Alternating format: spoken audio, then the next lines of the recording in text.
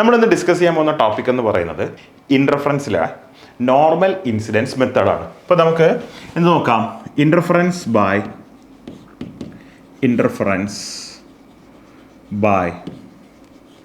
Normal incidence method. അപ്പം ഈ interference by normal incidence method ഇപ്പം അവസാനം പരീക്ഷയ്ക്ക് വേണ്ടി പ്രിപ്പയർ ചെയ്യുന്ന കുട്ടികളാണെങ്കിലും, അല്ലെങ്കിൽ നിങ്ങൾ കോംപ്ലിമെൻ്ററി ഫിസിക്സോ അല്ലെങ്കിൽ ഫിസിക്സിൽ ഒപ്റ്റിക്സിൻ്റെ പോർഷൻസോ അങ്ങനെയൊക്കെ പ്രിപ്പയർ ചെയ്യുന്ന കുട്ടികളാണെങ്കിൽ നിങ്ങൾക്ക് ഈ ഭാഗവും അതിനുശേഷം ഒബ്ലീഗ് ഇൻസിഡൻസ് മെത്തേഡും ന്യൂട്ടൺസ് റിംഗ് മെത്തേഡുമാണ് നമ്മൾ ഇന്നത്തെ ക്ലാസ്സിൽ എന്ത് ചെയ്യുന്നത്, ഡിസ്കസ് ചെയ്യുന്നത്. നോർമൽ ഇൻസിഡൻസ് എന്ന് പറയുന്ന സമയത്ത് ഇൻസിഡൻസ് ആംഗിൾ ഒരു സർഫസുമായി നോക്കുന്ന സമയത്ത് ഒരു റേ ഒരു സർഫസിൽ വന്ന് പതിക്കുന്ന ആംഗിൾ 90 ഡിഗ്രി, സർഫസുമായി 90 ഡിഗ്രി ആവുക എന്നതിനെയാണ് നോർമൽ ഇൻസിഡൻസ് എന്ന് വിളിക്കുന്നത്. അപ്പം നമുക്ക് പക്ഷേ ഒപ്റ്റിക്സിൽ എപ്പോഴും സർഫസുമായിട്ടുള്ളതല്ല നമ്മൾ പറയുക, സർഫസിന് പെർപെൻഡിക്കുലർ ആയിട്ട് ഞാനൊരു ഇമാജിനറി ലൈൻ, ഒരു റെഫറൻസ് ലൈന് വരിക്കും. അതിനെയാണ് നമ്മൾ നോർമൽ ലൈൻ എന്ന് വിളിക്കുക.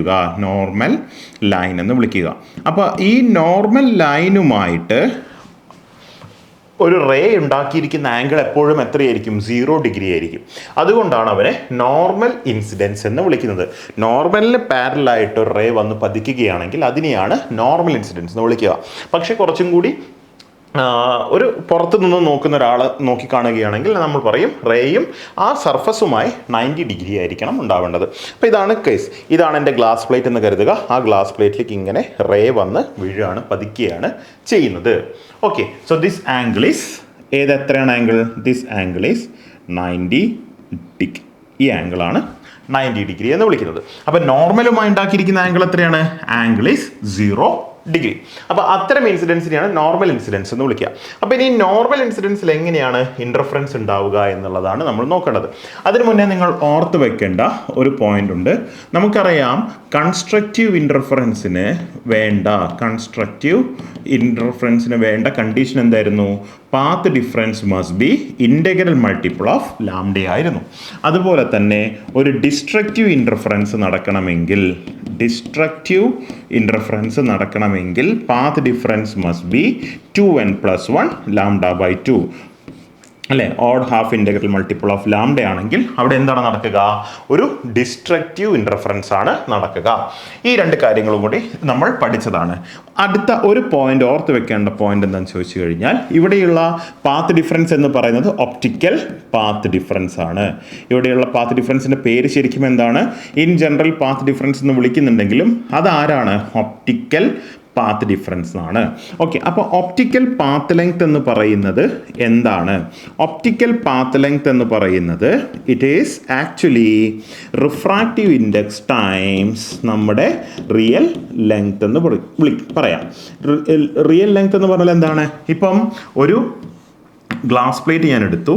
ഇവൻ്റെ തിക്നെസ് T ആണ്, ഇവൻ്റെ റിഫ്രാക്റ്റീവ് ഇൻഡെക്സ് μ ആണ്. ഇവിടെയുള്ള ഇത് മീഡിയം എന്ന് പറയുന്നത് എയർ ആണ്. ഇവിടെയുള്ള മീഡിയം എയർ ആണ്. അപ്പോൾ ഒരു ലൈറ്റ് 10 സെൻറ്റിമീറ്റർ അല്ലെങ്കിൽ 10 മീറ്റർ എയറിലൂടെ ട്രാവൽ ചെയ്യുന്നു.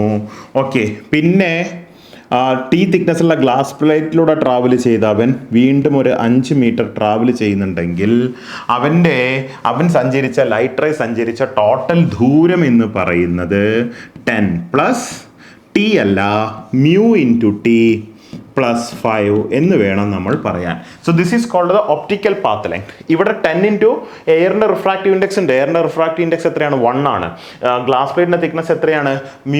T ആണ്. അവൻ്റെ കൂടെ ആരെ മൾട്ടിപ്ലൈ ചെയ്യണം? റിഫ്രാക്റ്റീവ് ഇൻഡെക്സ് ആയ μ മൾട്ടിപ്ലൈ ചെയ്യണം, പ്ലസ് എയറിൻ്റെ ഇൻറ്റു റിഫ്രാക്റ്റീവ് ഇൻഡെക്സ് 1. അതുകൊണ്ടാണ് നമ്മൾ 10 + μT+5 എന്ന് എഴുതിയിരിക്കുന്നത്. അപ്പം നമ്മളിവിടെ പറയുന്ന എല്ലാം എന്താണ് ശരിക്കും? ഒപ്റ്റിക്കൽ പാത്ത് ഡിഫറൻസ് ആണ്.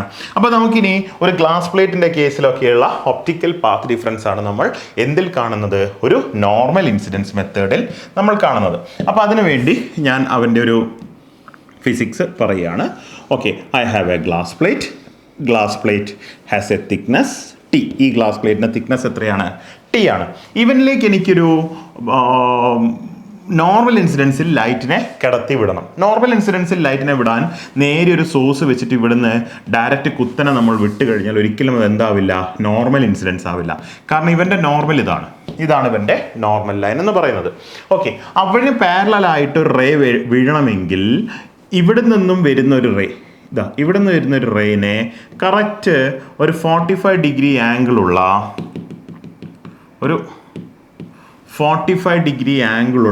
ഒരു മിറർ വെക്കുക. ഈ 45 ഡിഗ്രി ആംഗിളുള്ള ഒരു മിറർ വെച്ച് കഴിഞ്ഞാൽ അവിടുന്ന് റിഫ്ലക്റ്റ് ചെയ്ത് നേരെ അവൻ എന്ത് ചെയ്യുന്നു, താഴെ വന്ന് വീഴുന്നു. ഇതിനെയാണ് നമ്മൾ നോർമൽ ഇൻസിഡൻസ് എന്ന് വിളിക്കുക. അത് മാത്രവുമല്ല, അപ്പോൾ റേ എന്തായിരിക്കണം, വന്ന് വീഴുന്ന റേ എല്ലാം പാരലൽ റേകളായിരിക്കണം. അത്തരം പാരലൽ റേസിന് മാത്രമേ എന്ത് കാണിക്കാൻ പറ്റുള്ളൂ, ഇത്തരം നോർമൽ ഇൻസിഡൻസിൽ അവന് വന്ന് വീഴാൻ സാധിക്കുള്ളൂ. അപ്പം source must be N extended source എന്നാണ് ഉപയോഗിക്കുക. എക്സ്റ്റെൻഡഡ് സോഴ്സ് എന്ന് പറഞ്ഞു കഴിഞ്ഞാൽ സോഴ്സ് കമ്മിങ് ഫ്രം ഇൻഫിനിറ്റി. പക്ഷെ ഒരു ലാബിൽ നമുക്ക് പലപ്പോഴും ഇൻഫിനിറ്റിയിൽ നിന്നും ലൈറ്റിനെ കൊണ്ടുവരാൻ കഴിയില്ല. ഒരു എക്സ്റ്റെൻഡഡ് സോഴ്സ് ജനറേറ്റ് ചെയ്യാൻ പാടാണ്. പക്ഷേ അതിനൊരു ടെക്നിക്ക് ഉപയോഗിക്കും. നമ്മുടെ കയ്യിൽ പൊതുവേ പോയിന്റ് സോഴ്സ് ആയിരിക്കും ഉണ്ടാവുക. പോയിന്റ് സോഴ്സിൽ നിന്നും റേസ് എപ്പോഴും എന്ത് ചെയ്യും, ഡൈവേർജ് ചെയ്തിട്ടാണ് പോവുക. ഇങ്ങനെ ഡൈവേർജ് ചെയ്ത് പോകുന്ന റേസിനെ എങ്ങനെയാണ് നമുക്ക് പാരലൽ ഒരു എക്സ്റ്റെൻഡഡ് സോഴ്സിന് രൂപേണയാക്കി മാറ്റാൻ പറ്റുക? അങ്ങനെ മാറ്റണമെങ്കിൽ തിരിച്ചാലോചിക്കുക. എക്സ്റ്റെൻഡഡ് സോഴ്സിൽ നിന്നും വരുന്ന, സൂര്യനിൽ നിന്നും വരുന്ന വെളിച്ചം എനിക്കൊരു പോയിന്റിലേക്ക് ഫോക്കസ് ചെയ്യണമെങ്കിൽ ആരെ ഉപയോഗിച്ചാൽ മതി, കോൺവെക്സ് ലെൻസ് ഉപയോഗിച്ചാൽ മതി. അങ്ങനെയെങ്കിൽ ഒരു കോൺവെക്സ് ലെൻസിൻ്റെ മുന്നിൽ, കോൺവെക്സ് ലെൻസിൻ്റെ ഫോക്കസിൽ ഞാനൊരു സോഴ്സിനെ വെച്ച് കഴിഞ്ഞാൽ ആ സോഴ്സിലുള്ള ഇമേജ് എവിടെ ഫോം ചെയ്യണം, ഇൻഫിനിറ്റിയിൽ ഫോം ചെയ്യണം. അപ്പോൾ അതിൽ നിന്നും പോകുന്ന റേ എങ്ങനെയായിരിക്കും, എക്സ്റ്റെൻഡഡ് റേ പോലെയായിരിക്കും അല്ലേ. ഇൻഫിനിറ്റിയിൽ നിന്ന് വരുന്നവൻ ഫോക്കസിൽ വന്ന് ഒരു കോൺവെക്സ് ലെൻസ് വെച്ച് കഴിഞ്ഞാൽ ഫോക്കസിൽ വന്ന് പതിക്കുമെങ്കിൽ, ഫോക്കസിൽ ഒരു റേ വെച്ച് കഴിഞ്ഞാൽ, ഫോക്കസിൽ ഒരു സോഴ്സ് വെച്ച് കഴിഞ്ഞാൽ അവൻ എങ്ങോട്ടേക്ക് പോകും, എക്സ്റ്റെൻഡഡ്, അവൻ എന്തായി മാറും, ഒരു എക്സ്റ്റെൻഡഡ് സോഴ്സായി മാറും. ഓക്കെ, അപ്പം അത്തരം എക്സ്റ്റെൻഡഡ് സോഴ്സ് ആവാൻ വേണ്ടി ഞാൻ ഇവിടെ ഉപയോഗിച്ചു, ഞാൻ ഇവിടെ ഒരു കോൺവെക്സ് ലെൻസ് ഉപയോഗിക്കുകയാണ് ചെയ്തത്. ഇത്തരം കോൺവെക്സ് ലെൻസ് ഉപയോഗിച്ച് കഴിഞ്ഞാൽ നിങ്ങൾക്ക് കൃത്യമായി അവനെ എന്ത് ചെയ്യാൻ പറ്റും, നിങ്ങൾക്ക് അവനെ എക്സ്റ്റെൻഡഡ് സോഴ്സ് ആക്കി മാറ്റാൻ പറ്റും. പാരലൽ റേസ് ആണ്. അപ്പോൾ ഇവിടെ ഇവൻ ഉണ്ടാക്കിയിരിക്കുന്ന ആംഗിൾ 45 ഡിഗ്രി, ഇവിടെ ഇവൻ 45 degree. Angle of incidents with this mirror is 45 degree. ഇത് മിറർ അല്ല, ശരിക്കും ഇതെന്താണ്, ഒരു partially silvered mirror, or you can take it as A glass plate. എന്തിനാ ഗ്ലാസ് പ്ലേറ്റ് ഉപയോഗിക്കുന്നതെന്ന് അറിയാമോ? ഗ്ലാസ് പ്ലേറ്റ് ആകുമ്പോൾ കുറച്ച് ലൈറ്റിന് റിഫ്ലക്ഷൻ ഉണ്ടാവും. ഇനി ഇവിടെ റിഫ്ലക്റ്റ് ചെയ്യുന്ന റേസിന് എന്ത് സംഭവിച്ചു എന്ന് എനിക്ക് ഇവിടെ നിന്നും നോക്കിയാൽ എന്ത് ചെയ്യാൻ പറ്റും, എനിക്ക് ഇവിടെ നിന്നും നോക്കിയാൽ ഇത് ഈ ഗ്ലാസ് പ്ലേറ്റിൻ്റെ അടിയിലൂടെ കാണാൻ പറ്റും. ഇതാണ് കേസ്. അവിടെ നിന്ന് ലൈറ്റ് വരുന്നു, ഇവിടെ തട്ടുന്നു, താഴെ പോകുന്നു, ഗ്ലാസ് പ്ലേറ്റ് ഇവിടെ വെക്കുന്നു. ഞാൻ ഈ ഗ്ലാസ് പ്ലേറ്റിലെ ലൈറ്റിന് എന്താണ് സംഭവിച്ചതെന്ന് ഇങ്ങനെ ഈ അടിയിൽ വെച്ച ഗ്ലാസ് പ്ലേറ്റിൽ എന്താണ് സംഭവിച്ചതെന്നുള്ള ഈ പാർഷ്യലി സിൽവേർഡ് മിററിലൂടെ ഇങ്ങോട്ടേക്ക് നോക്കുമ്പോൾ എനിക്ക് ഇവിടുന്ന് കാണാൻ കഴിയുന്നു. ഇതാണ് ഈ ഡയഗ്രത്തിൻ്റെ സിറ്റുവേഷൻ എന്ന് പറയുന്നത്. ഓക്കെ, അപ്പോൾ ഈ വരുന്ന റേസിന് എന്ത് പറ്റുമെന്ന് നമുക്ക് നോക്കാം. ഈ വരുന്ന റേസിൽ കുറച്ച് റേ എന്ത് ചെയ്യും, റിഫ്ലക്റ്റ് ചെയ്യും. ആ റിഫ്ലക്റ്റ് ചെയ്യുന്ന ഞാനൊരു ലൈറ്റ് ബ്ലൂ കൊണ്ട് വരയ്ക്കുന്നു. അതായത് ഗ്ലാസ് സർഫസിൻ്റെ അപ്പർ സർഫസിൽ നിന്നുള്ള ലൈറ്റ് റേസ് എന്ത് ചെയ്യുന്നു, റിഫ്ലക്റ്റ് ചെയ്യുന്നു. ഓക്കെ, അത് മാത്രമല്ല ഗ്ലാസ് പ്ലേറ്റ് ആണ്, അപ്പോൾ റേ കുറച്ച് എന്ത് ചെയ്യും, റിഫ്രാക്റ്റ് ചെയ്യും. അവൻ കുറച്ച് റേ നേരെ താഴത്തേക്ക് പോരും അല്ലേ, നേരെ താഴത്തേക്ക് പോരും. താഴത്തേക്ക് പോകുന്ന റേ ഗ്ലാസ് സർഫസിൻ്റെ താഴെത്തട്ടിൽ തട്ടും. ഈ തട്ടിക്കഴിഞ്ഞാൽ അവൻ ഇവിടുന്ന് വീണ്ടും എന്ത് ചെയ്യും, അവൻ ഇവിടുന്ന് വീണ്ടും ഒരു റിഫ്ലക്ഷൻ കൂടി അവനുണ്ടാവും. ഈ പോകുന്ന light reflected from the lower സർഫസും light reflected from the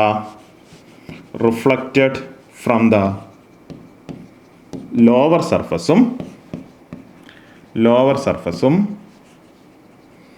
light reflected from the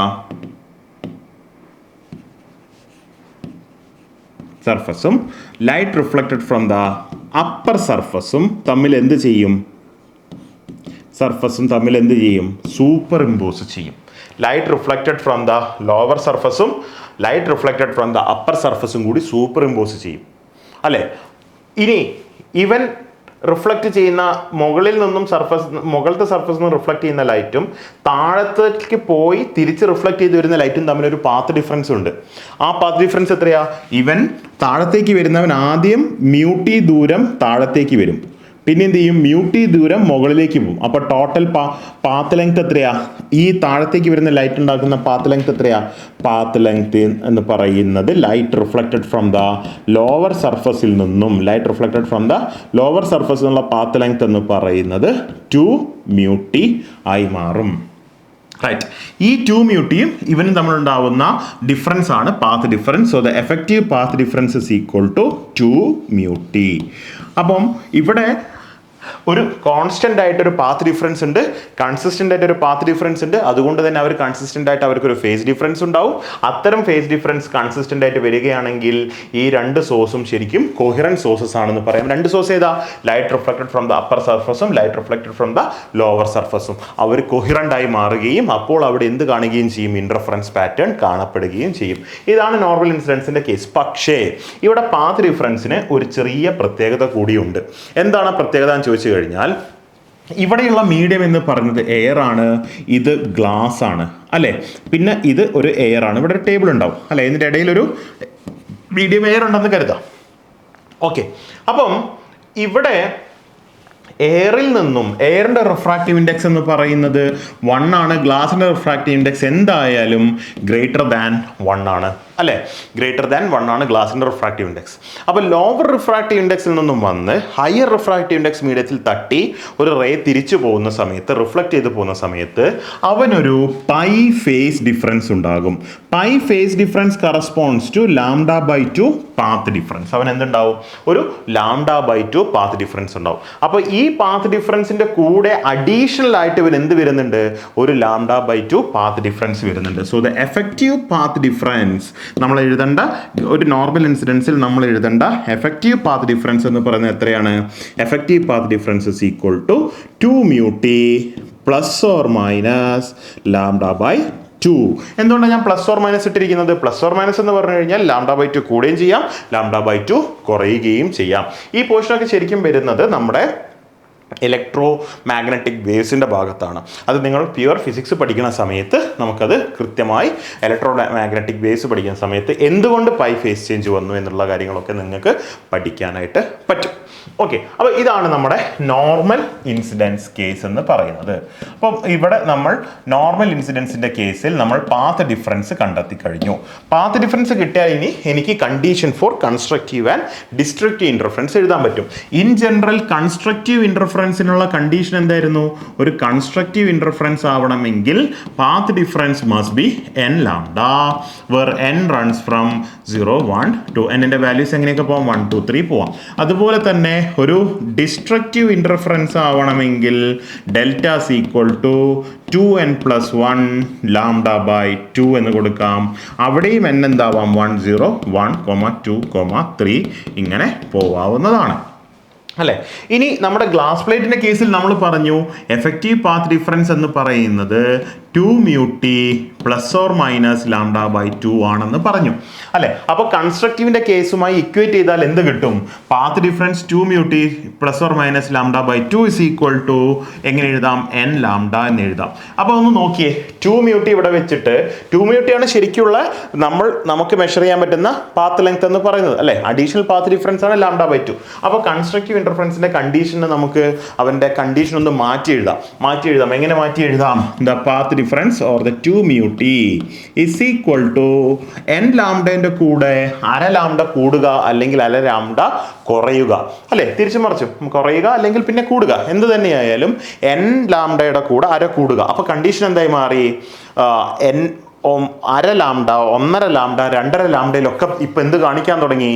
constructive interference കാണിക്കാൻ തുടങ്ങും അല്ലേ. ഇവരിങ്ങോട്ടേക്ക് കൊണ്ടുപോയാൽ കണ്ടീഷൻ എന്തായി മാറും? 2n plus 1 or λ/2 ആയി മാറും. 2n plus or minus 1 λ/2 എന്ന് പറയുന്ന ഒരു കണ്ടീഷനിലേക്ക് ഇവൻ മാറും. അപ്പം ഇതാണ് നമ്മുടെ കൺസ്ട്രക്റ്റീവ് ഇൻ്റർഫറൻസിനുള്ള കണ്ടീഷൻ എന്ന് പറയുന്നത്. അതുപോലെ ഡിസ്ട്രക്റ്റീവിന് എന്തായി മാറും? ഡിസ്ട്രക്റ്റീവിന് എനിക്കറിയാം 2n plus 1 λ/2 is equal to എന്താണ്? 2 mu t plus or minus λ/2. അപ്പോൾ ഓട്ടോമാറ്റിക് ആയിട്ട് ഇവൻ എന്ത് പറ്റും?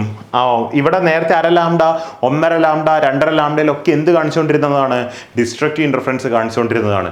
ഇപ്പം എന്ത് പറ്റും? ഇവൻ്റെ കൂടെ ഒരു അരയും കൂടി കൂടുകയോ കുറയുകയോ ചെയ്യും. 1.5ൻ്റെ കൂടെ അര കൂടിയാൽ 2 മാറും, അര കുറഞ്ഞാലോ 1 മാറും. അപ്പോൾ അവൻ എന്തായി മാറും? ഇൻ്റഗ്രൽ മൾട്ടിപ്പിൾ ഓഫ് ലാംഡയിലേക്ക് മാറും. So 2 mu t is equal to n lambda is the condition for destructive interference difference in the case of normal incidence. അപ്പം നേരെ തിരിഞ്ഞു. നമ്മൾ നേരത്തെ ഫ്രണൽ ബൈപ്രസത്തിലും ഫ്രണൽ 2 മിറർ അറേഞ്ച്മെന്റിലൊക്കെ പഠിച്ചത് എന്താണ്? Delta equal to n lambda, delta equal to 2n + 1 lambda by 2 is the condition for destructive interference. This is the condition for constructive interference എന്നാണ് പഠിച്ചത്. പക്ഷേ ഇപ്പം എന്ത് കിട്ടി? നോർമൽ ഇൻസിഡൻസിൽ നേരത്തെ ഡിസ്ട്രക്റ്റീവിൻ്റെ കണ്ടീഷൻ എന്താണോ അതേ ആ കണ്ടീഷനിലേക്ക് ആര് വന്നു? ഇവിടെ നിങ്ങൾക്ക് കൺഫ്യൂഷൻ വേണ്ട, 2n + 1 ലാംഡ ബൈ 2. നേരത്തെ നമ്മൾ ഫ്രണൽ ബൈപ്രസത്തിലും 2 മിറർ അറേഞ്ച്മെന്റിലൊക്കെ പഠിച്ച പാത്ത് ഡിഫറൻസ് ഡിസ്ട്രക്റ്റീവിൻ്റെ കണ്ടീഷൻ നേരെ ഇവൻ്റെ എന്തായി മാറി? കൺസ്ട്രക്റ്റീവിൻ്റെ ആയി മാറി. നേരത്തെ കൺസ്ട്രക്റ്റീവ് എന്തായി മാറി? ഡിസ്ട്രക്റ്റീവായി മാറി. ഓക്കെ, അത് എങ്ങനെയാണ് സംഭവിച്ചിരിക്കുന്നത്? അത് സംഭവിക്കാനുള്ള കാരണം എന്താണ്? അവിടെ സംഭവിക്കാനുള്ള കാരണം ഇവൻ റിഫ്ലക്റ്റ് ചെയ്യുമ്പോൾ ഇവനൊരു അഡീഷണൽ പാത്ത് ഡിഫറൻസ് കൈവരിച്ചു എന്നുള്ളതാണ് അതിൻ്റെ കാരണം.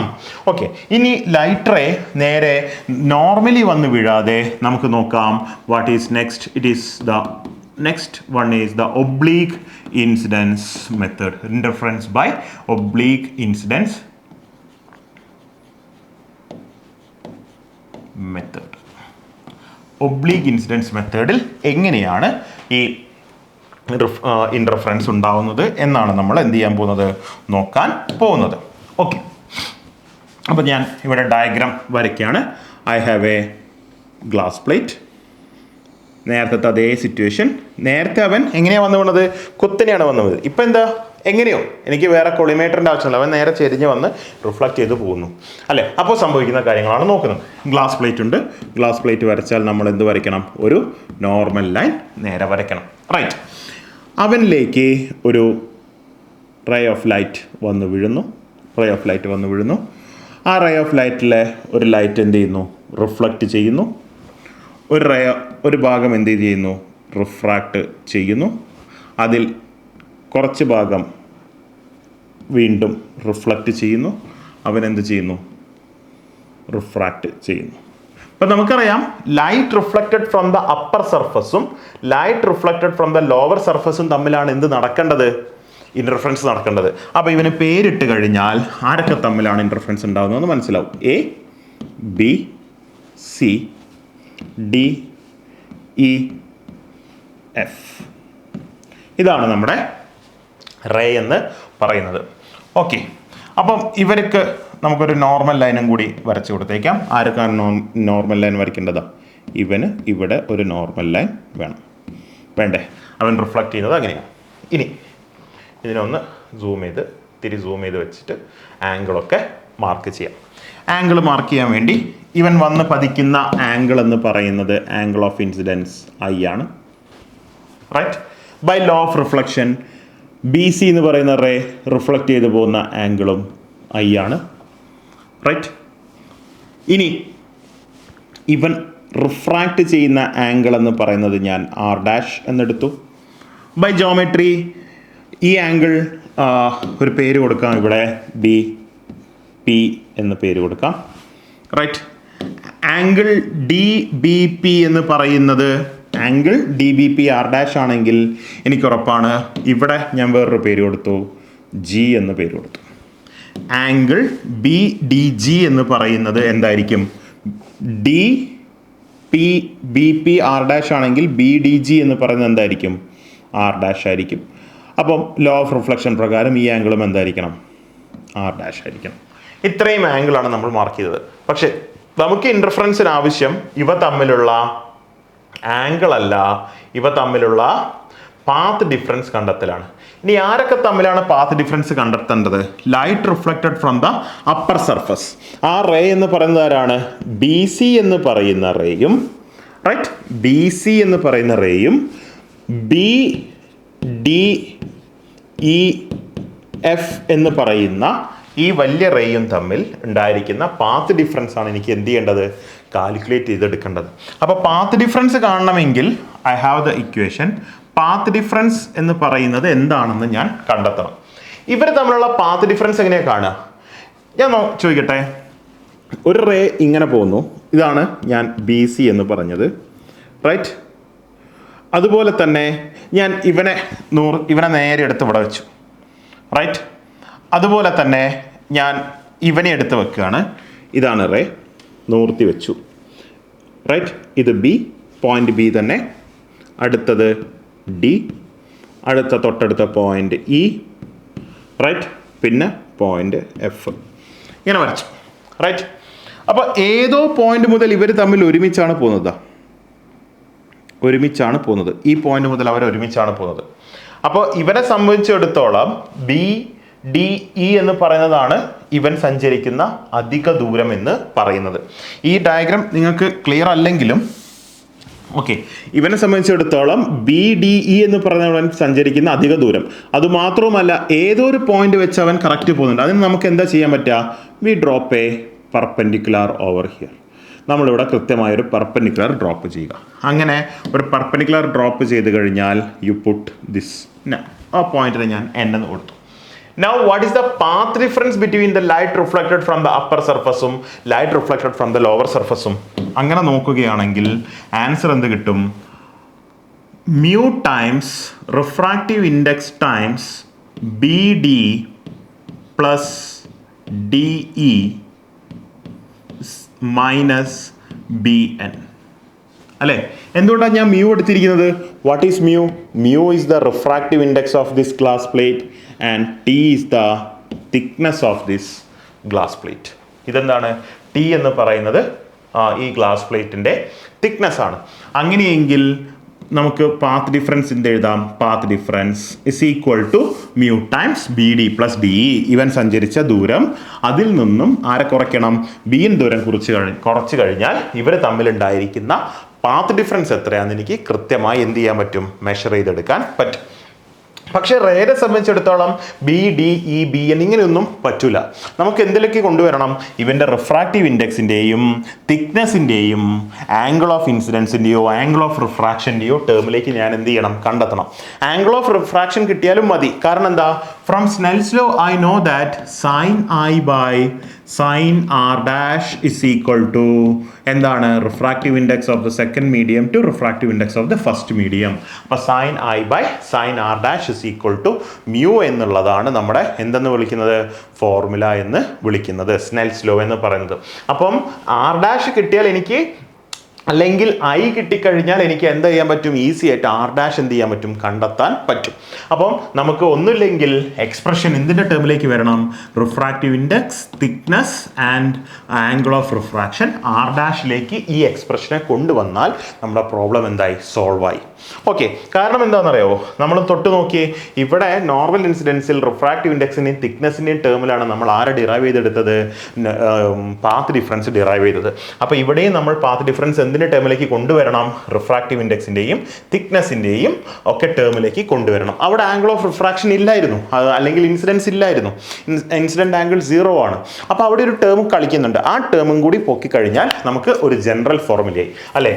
നോർമൽ ഇൻസിഡൻസ് ആക്കണമെങ്കിൽ ഐനെ എന്താക്കിയാൽ മതി? നേരെ 0 ഡിഗ്രി ആക്കിയാൽ മതി. അപ്പോൾ ഓട്ടോമാറ്റിക്കായിട്ട് അവൻ എന്തായി മാറി? നോർമൽ ഇൻസിഡൻസ് ആയി മാറി. അപ്പോൾ നമുക്ക് നോക്കാം, ഇതിൽ ഓരോന്നും നമുക്ക് പുറത്തെടുക്കാം. ഫസ്റ്റ് ഓഫ് ഓൾ ഞാൻ ബി എൻ കാണുകയാണ്. ആരാണ് ബി എൻ? ബി എൻ കാണണമെങ്കിൽ നമുക്കിനി ഒരു ചെറിയ കളിയും കൂടി കളിക്കാനുണ്ട്. ഇതാണ് ഐ എങ്കിൽ ഈ ആംഗിൾ എത്ര ഉണ്ടാവും? 90 മൈനസ് ഐ ഉണ്ടാവും. അതെന്തുകൊണ്ടാണ് 90 മൈനസ് ഐ ഉണ്ടായത്? ഇതാ ഞാനൊന്ന് സൂം ചെയ്ത് വെക്കാം. ഈ പാർട്ടൊന്ന് സൂം ചെയ്ത് കാണിച്ചു തരാം. ഓക്കെ, ഇത് ഞാനൊന്ന് സൂം ചെയ്ത് വെച്ചിട്ട് വരയ്ക്കുകയാണേ.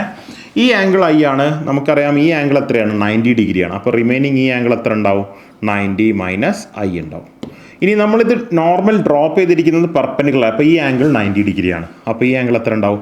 ഇത് 90 മൈനസ് ഐ, ഇത് 90. അപ്പോൾ ഇത് എത്ര ഉണ്ടാവണം? റിമൈനിങ് എത്ര ഉണ്ടാവണം? ഐ ഉണ്ടാവണം അല്ലേ? അപ്പോൾ ബി എൻ ഇവിടെ ഉണ്ട്. ബി എൻ കാണണമെങ്കിൽ ഞാൻ എന്ത് ചെയ്യണം? ബി എൻ എത്രയാണെന്നാണ് ചോദ്യം. ബി എൻ എത്രയാണെന്ന് ചോദിക്കുമ്പോൾ ഞാൻ വീണ്ടും ഇങ്ങനെ ഒന്ന് നമ്മുടെ ഫോമിലേക്ക് മാറ്റി. ഇനി ചിത്രം വെച്ചിട്ടാണ് ബാക്കിയെല്ലാം ചെയ്യുന്നത്. അപ്പോൾ നമുക്ക് കുറച്ച് സ്പേസും കൂടി വേണം. ഓക്കെ, അപ്പോൾ ബി എൻ ആരാണ്? ബി എൻ കാണണമെങ്കിൽ ഞാനിവിടെ സൈൻ ഐ എഴുതി. Sine I is equal to sine I എന്ന് പറയുന്ന ആരാ? B N by opposite side by അവൻ്റെ ഹൈപ്പോട്ട്ന്യൂസ് ഈസ് ബി ഇ. പക്ഷെ ഇവിടെ ഈ ഡയഗ്രത്തിൽ നിന്ന് തന്നെ ക്ലിയർ ആണ്, ബി ഇ എന്ന് പറയുന്നത് 2BG ആണ്. 2bg ആണ്. അപ്പം ബി എൻ എന്ന് പറയുന്നത് ആരായി മാറി? B N is equal to 2bg into sine I. അപ്പോഴും സൈൻ ഐൻ്റെ ടേമിലേ കിട്ടിയിട്ടുള്ളൂ. ഇനി ബി ജി ആരാണെന്ന് കിട്ടണം. ബി ജി ആരാണെന്ന് കിട്ടാൻ വേണ്ടി ഫ്രം ദ ട്രയാങ്കിൾ ശ്രദ്ധിച്ചോളൂ. From the triangle B D G, from the triangle B D G I am finding out sine R dash. What is sine R dash? Sine R dash എന്ന് പറയുന്നത് opposite side by hypotenuse. Opposite side ആരാണ്? B G divided by B D ആണ്. അപ്പം നമ്മൾ B G കിട്ടി. B G is equal to B D times sine R dash. പക്ഷേ already നമുക്കിവിടെ ആരെ കാണണം? ബി ഡി കാണണം. അപ്പോൾ നമ്മൾ ഇനി ആരെ കാണാൻ പോവാണ്?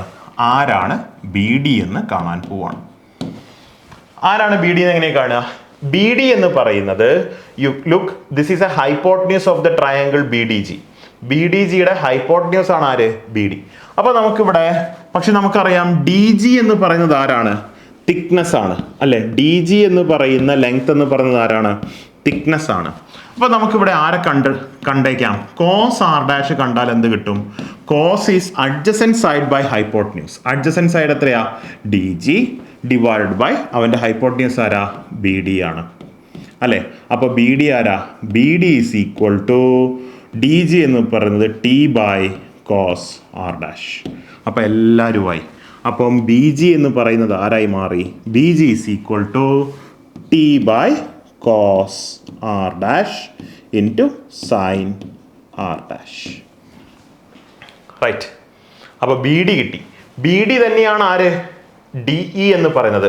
So from the triangle G D E, triangle G D E എടുത്താലും B D is equivalent to D E. B D എന്താണ്? ഡി ഇനോട് ഈക്വലൻ്റ് തന്നെയാണ്, സെയിം സൈഡ് തന്നെയാണ്. അപ്പം ഡി ഇ എന്ന് പറയുന്നതിൻ്റെ എക്സ്പ്രഷൻ എന്ത് കിട്ടണം? T by cos R dash എന്ന് കിട്ടണം.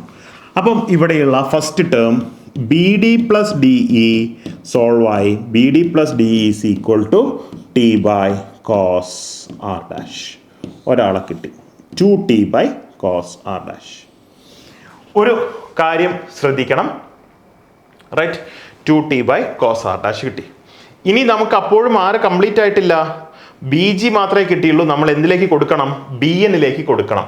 So equation number 1 and this is equation number 2. അപ്പോൾ ഇക്വേഷൻ നമ്പർ 1നെ ഞാൻ ഒന്നും കൂടി എന്ത് ചെയ്യാൻ പോവാണ്? മോഡിഫൈ ചെയ്യാൻ പോവാണ്. ഇക്വേഷൻ നമ്പർ 1നെ മോഡിഫൈ ചെയ്താൽ ബി എൻ എന്ന് പറയുന്നത് എന്ത് കിട്ടും? B N is equal to B N is equal to 2 into B ജിക്ക് പകരം എന്ത് എഴുതണം? T cos R dash sine R dash. T by cos R dash sine R dash. Sine R dash. ഇത്രയും സാധനമാണ് ബി ജിക്ക് എഴുതുന്നത്. 2bg എഴുതി. ഇനി ആരും കൂടി ഉണ്ട്? Into sine I. ഇതിനെ ടാൻ ആർ ഡാഷ് എന്ന് എഴുതാൻ നിൽക്കണ്ട. കാരണം ഇവിടെ നമുക്കറിയാം ഇവിടെ ഒരു മ്യൂ ഉണ്ട്. ബി എനിൽ ആരില്ല? മ്യൂ ഇല്ല. അപ്പോൾ ബി എനിൽ മ്യൂ കൊണ്ടുവരണമെങ്കിൽ എനിക്ക് സ്നെൽസ് ലോ ഒന്ന് കൊണ്ടുവന്നൂടെ? സൈൻ ഐ എന്ന് പറയുന്നത് ആരാ? Mu into sine R dash ആ. സബ്സ്റ്റിറ്റ്യൂട്ട് ചെയ്യുക. അപ്പോൾ ബി എൻ്റെ ഫൈനൽ എക്സ്പ്രഷൻ എന്ത് കിട്ടും? 2 into t by cos R dash into mu into sine square r dash. Sine square എവിടെ നിന്ന് വന്നു? Mu times sine R dash. ഈ സൈൻ ആർ ഡാഷും മ്യൂ ടൈംസ് സൈൻ ആർ ഡാഷും കൂടി ചേർന്നിട്ട് എന്തായി മാറി? സൈൻ സ്ക്വയർ ആർ ഡാഷ് ആയി മാറി. നൗ എല്ലാം കൊണ്ടും ഡെൽറ്റയിൽ കൊണ്ടുപോയി കൊടുക്കുക. ഡെൽറ്റയിൽ കൊടുക്കുമ്പോൾ ഞാൻ കളർ ഒന്ന് മാറ്റിക്കാം. Okay. Delta is equal to mu times 2t by cos R dash. ഒറ്റയടിക്ക് കഴിഞ്ഞു അല്ലേ? B D plus D minus 2 mu t by cos r dash into sin square r dash. ഇതിൽ കോമൺ ആയിട്ടുള്ള ആളുണ്ടല്ലോ 2 mu t cos r dash. അപ്പോൾ ഡെൽറ്റയിൽ 2 mu t cos r common ആണ്. ഞാൻ പുറത്തെടുത്തു. cos r dash into 1 minus sin square r dash. 1 minus sin square r dash ആരാ? cos square r dash. ആ cos square r dashും ഈ sin square r dashും ഇവനും കൂടി cut ചെയ്ത് പോയി റിമൈനിങ് എന്തേ ഉണ്ടാവുള്ളൂ? cos r dash. അപ്പം ഡെൽറ്റ എന്ന് പറയുന്നത് എന്ത് കിട്ടി?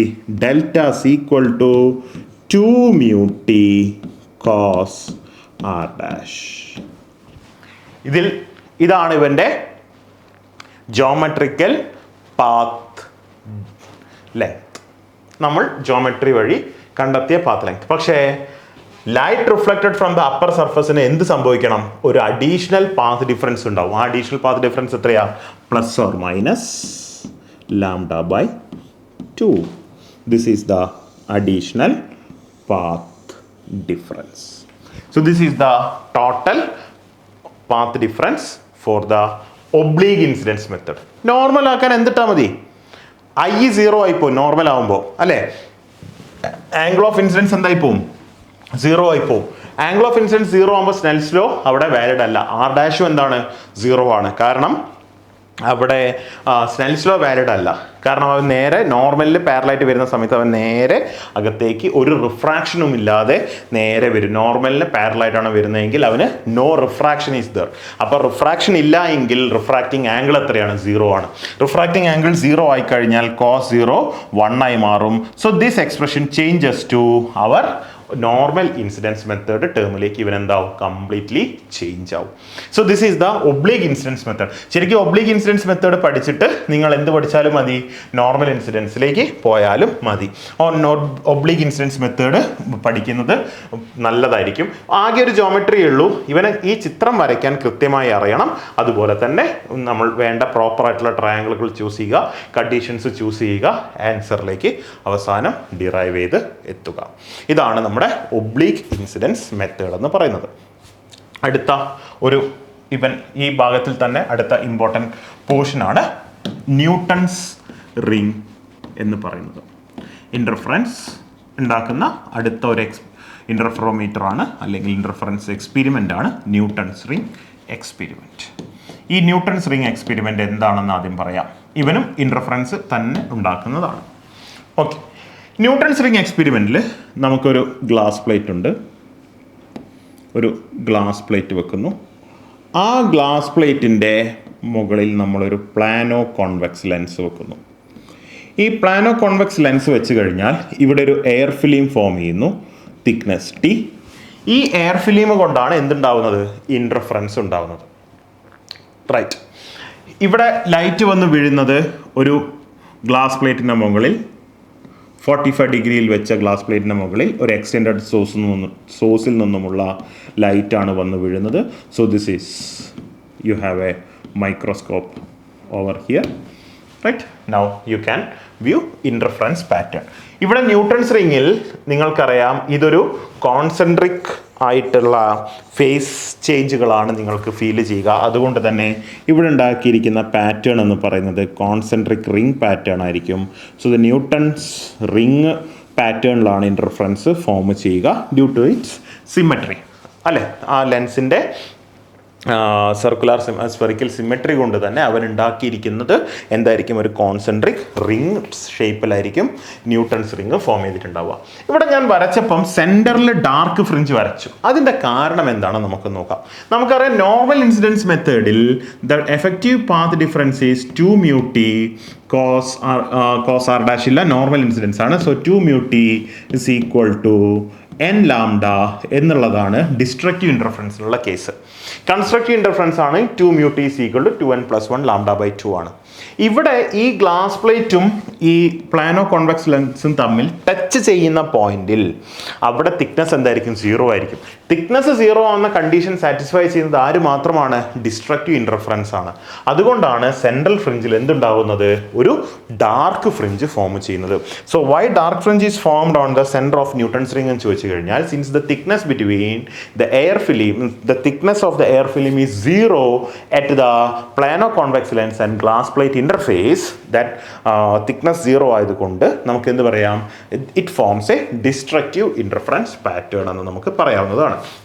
അപ്പോൾ അതുകൊണ്ടാണ് 2 mu t is equal to n lambda എന്ന് പറയുന്ന കണ്ടീഷൻ ഉപയോഗിച്ചാണ് നമ്മൾ ഇനി പറയാൻ പോകുന്നത്. ഇനി ഇവനെ വെച്ചുകൊണ്ട് നമുക്ക് എന്തൊക്കെ കണ്ടെത്താൻ പറ്റും? We can find out what is the refractive index of air.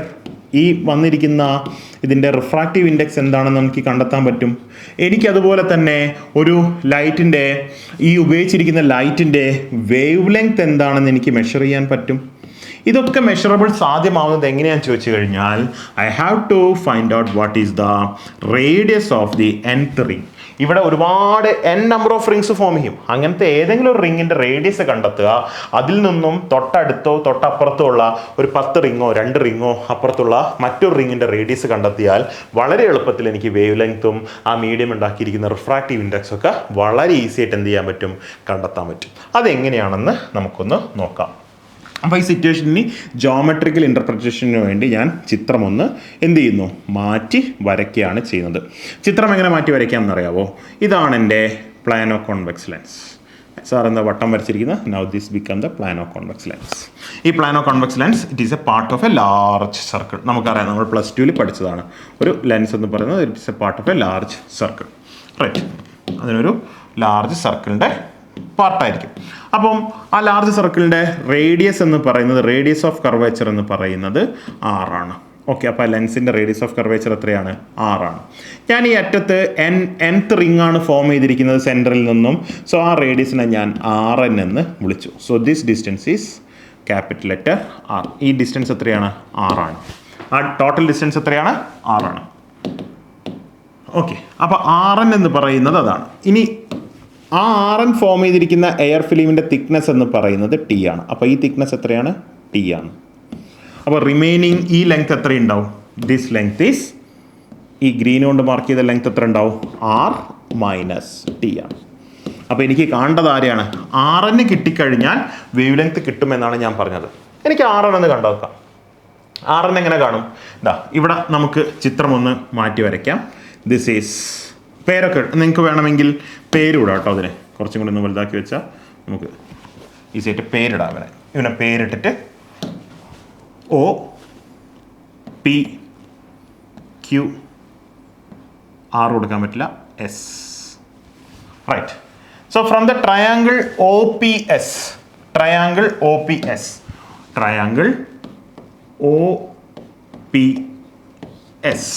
Triangle OPSൽ നിന്നുമാണ് ഞാൻ എന്ത് ചെയ്യാൻ പോകുന്നത്? ഇവനെ Rn ഡിറൈവ് ചെയ്തെടുക്കാൻ പോകുന്നത്.